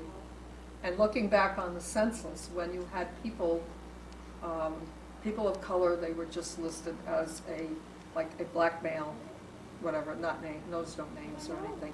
So I tend to think more toward the city of Rensselaer. I don't know why. It's just something, because out here was very rural, agricultural out this way. And I think I'm just kind of going more toward the city of Rensselaer in that part. That part of Rensselaer that was Greenbush at the time. But there's no proof of it. Have you checked some of the cemeteries in Troy? Because I know some of those are older and. Yeah, like Oakwood. Oakwood and Yeah. the Yeah. one, what's off Paul and kind of by Yep. the Stewarts there? Yep. Those would be the two that I would think of. Well, I thought of St. Agnes because of her Catholicism. She was very devoutly Catholic. She did a lot of sculpting in her later life, doing smaller pieces when she was in London for Catholic churches. And I would not be surprised if some of these pieces started turning up as she's more and more recognized again as word gets out about her and so forth. I do understand from the cemetery they are getting visitors now coming in looking for her grave, and they had no idea who she was. Then when Dr. Richardson contacted them, Albert contacted them, and then me, they had her listed as Mary Edmonia Lewis. But they didn't know who she was. And when I talked to Anna from the cemetery there, she said, we had no idea she was here. No at all. So now they're getting to know they have her there. What about some of the convents too? And like, things don't say like the provincial house or something. I wonder if they might have any kind of knowledge. Well, with the help of Hank, St. Mary's is looking at the history through the diocese to see if there's any kind of a connection with any of the Catholic cemeteries here, what they can find. We don't know. It's really, this is all part of the research with Edmonia because it's so vague out there, but you never know. A piece that she did early when she was in Boston turned up in it's now in a museum out in Oneida. I want to go out and see it because they found it and it's there. It's a very simple piece. It was the beginning, one of the early sculptures that she did. So they're there. And as I say to people, if you have like there was this little sculpture that your great-great-grandmother passed on to your grandmother and mother that was on the mantle and you've stored it up in the attic, go look at it because if you have an EL carved on the base, I will envy you for the rest of your life. So that's her signature, EL? Yeah. Yep, EL on the base of it. Usually EL and usually Roma, for Rome on there. So, but What it's, got you interested in it? well, you missed that part when I told it at the beginning. About a year this past summer, a young woman walked in the office. She turned out that she was a former neighbor of mine when she was a little kid.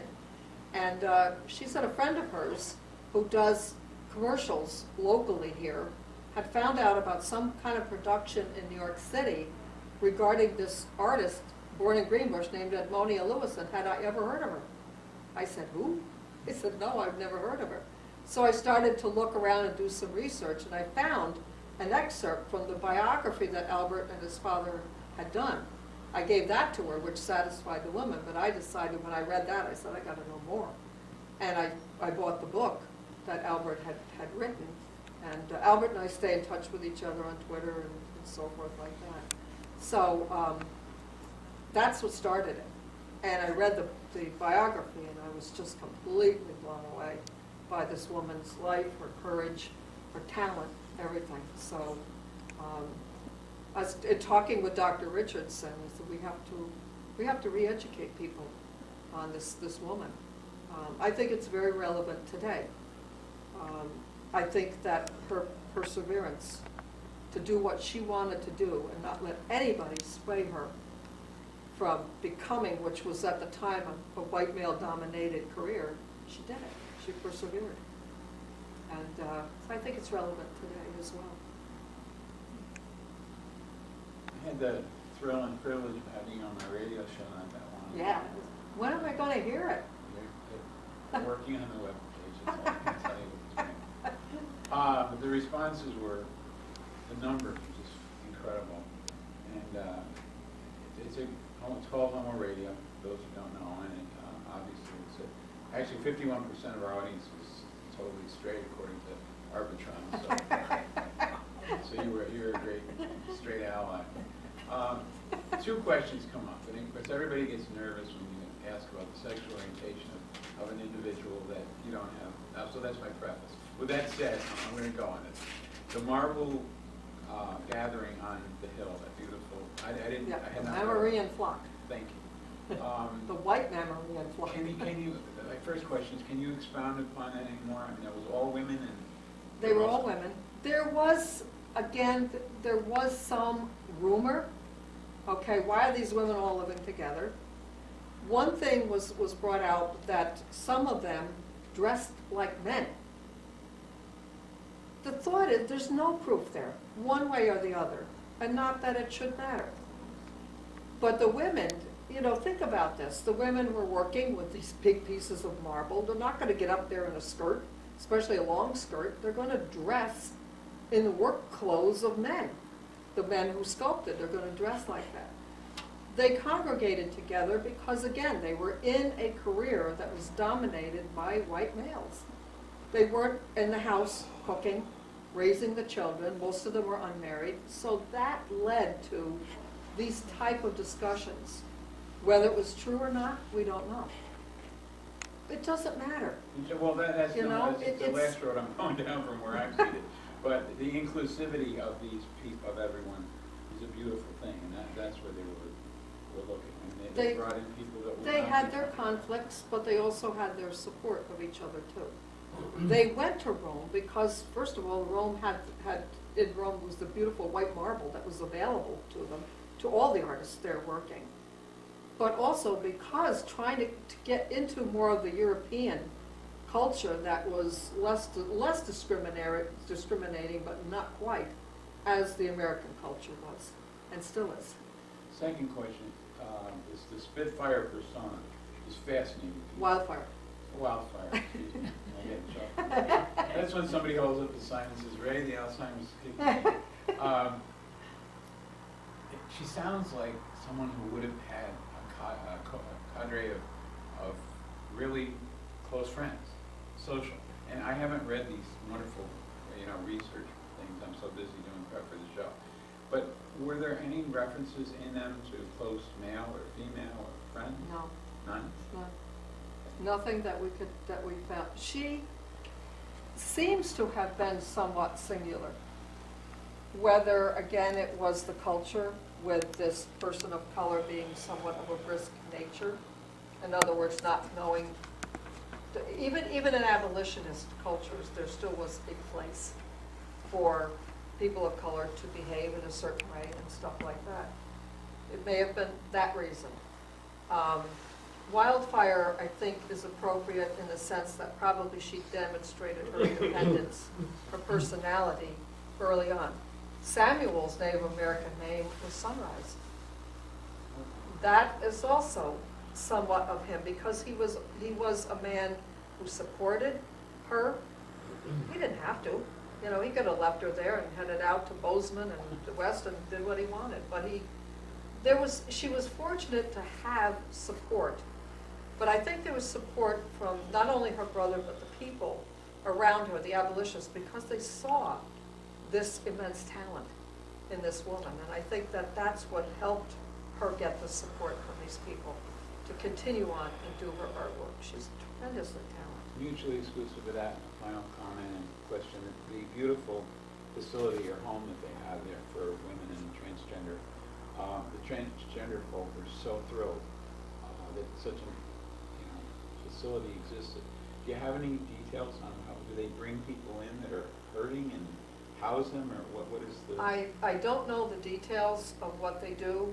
I just know that it still exists and it's there for people who need any kind of assistance or suffering from any kind of prejudice or discrimination. It almost sounds like analogous to the Damien Center in Albany.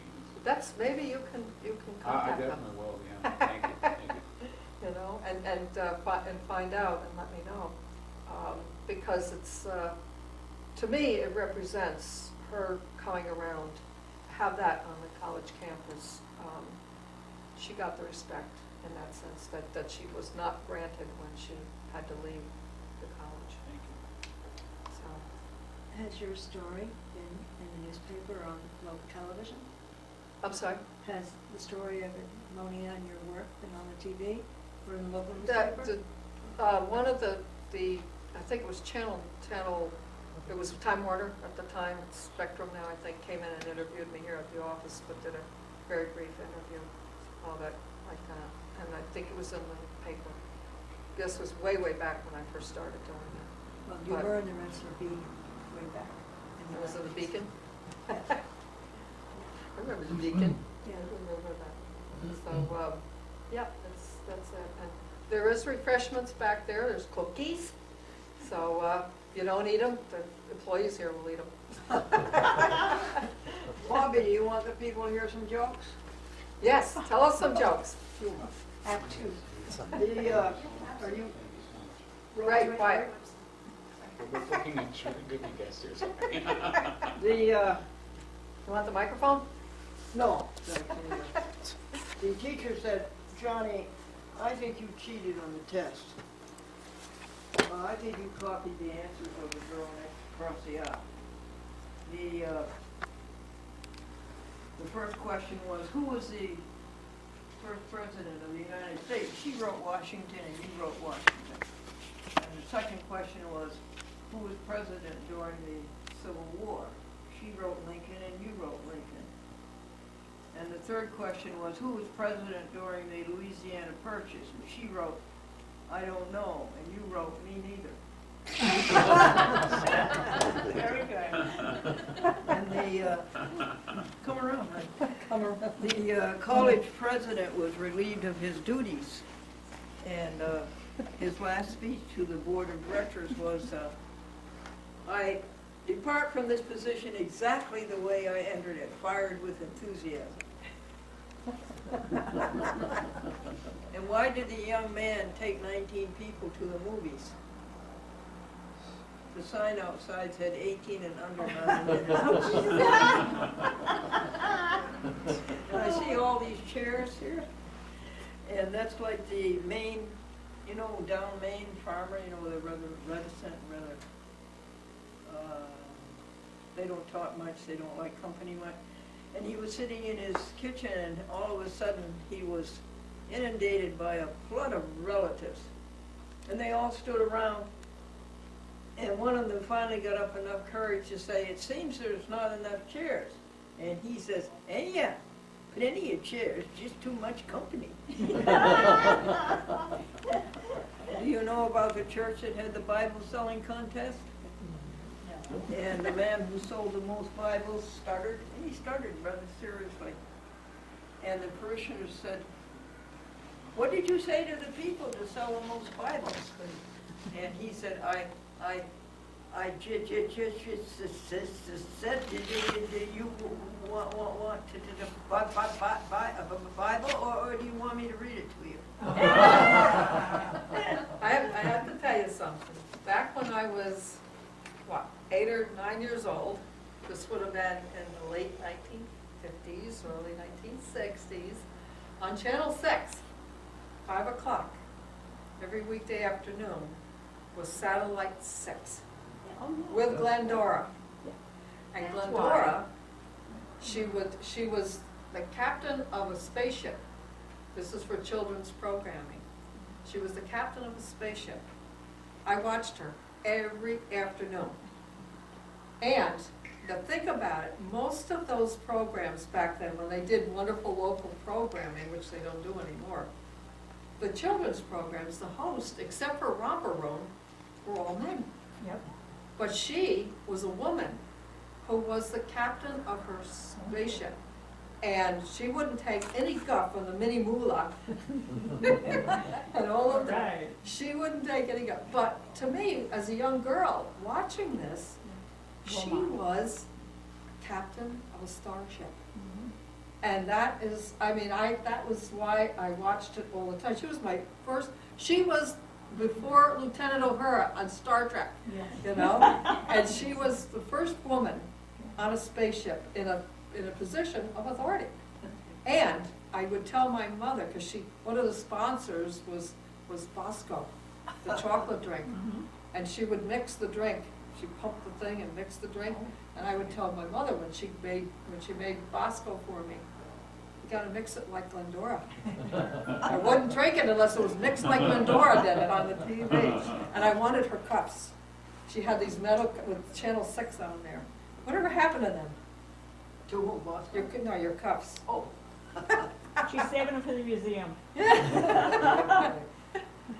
So, years later, I meet her. Yeah, she introduced it. Glendora. I said, Glendora? I said, the only Can't be Glendora enough. I knew. That's me. I said, oh my God, I couldn't believe I met her. So then we become friends. Thank you very much. Your comments about my coming late, I apologize for that, but I do think it was really worthwhile to get the whole thing, and it will be on Fantastic. TV. Yeah, we have 68 TV stations from Boston to San Diego, and it will be probably on Facebook, Twitter, and YouTube. You're a star, Bobby. When it pops up on Facebook, make it so I can share it. So I'll share it with everybody. They're gonna go viral, right? We weren't like 20 minutes late or anything like that, so. But yeah, we saw the whole thing, so that was good. So.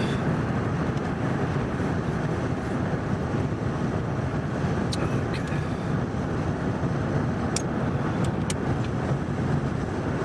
All right, now.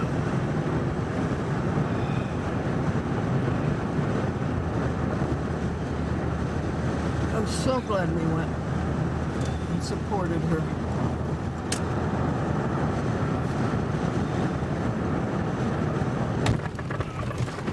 Okay, this way. That's the road, so. It's all the potholes there. Isn't that nice? Isn't that something? This is routes 9 and 20. Yes. Yeah. Okay. 9 goes to Manhattan, folks, and 20 goes to Boston. So it's a very important route. Now we shall go to the bank. Yeah? Okay. All right. To God be the glory. Grace and peace. Nassau, New York. 12123. Now, look at that beautiful sunshine. That's so true. This time of year, the sun is so bright. The winter sunshine is so bright. And then the snow makes it brighter. It is now about 2:45. We went down Route 9 and 20, and then 20 went to the east and 9 went south. And they split. And we went to the Kinderhook Bank at Valatia. Fortunately, our dear Tracy was there with us. Last week she was in Kanajahari, and it takes her an hour and a half to drive from her house to Kanajahari Bank, and an hour and a half home. And her son the port is coming out of his chest where he's being treated for cancer. He's 28, lymph node.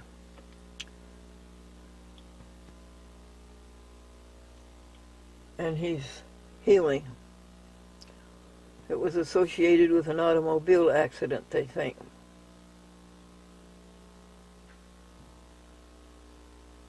A lump in his neck. We did all the banking. $900 cash, $1,800 into the bank account. So we're all set there. And I brought Tracy 2 cookies from Hannaford, from Bobbi Reno. And then in the sunshine, we drove up Route 9 to Valatia, and we found a parking spot right outside of the cafe. We went into the cafe, and we had a table, and it was approximately where we sat years ago.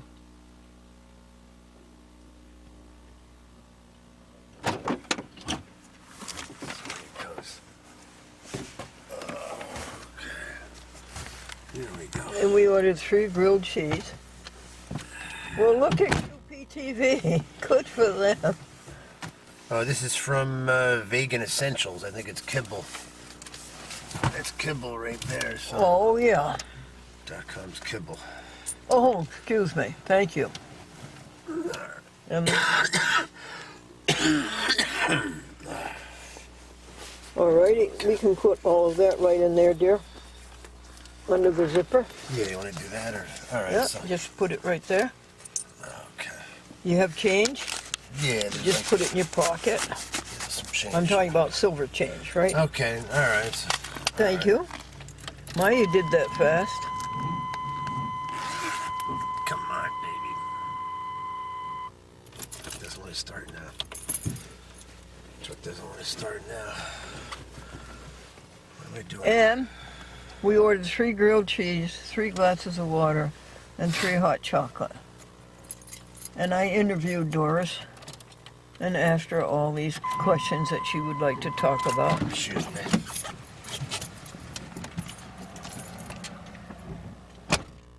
And made believe that she was with us.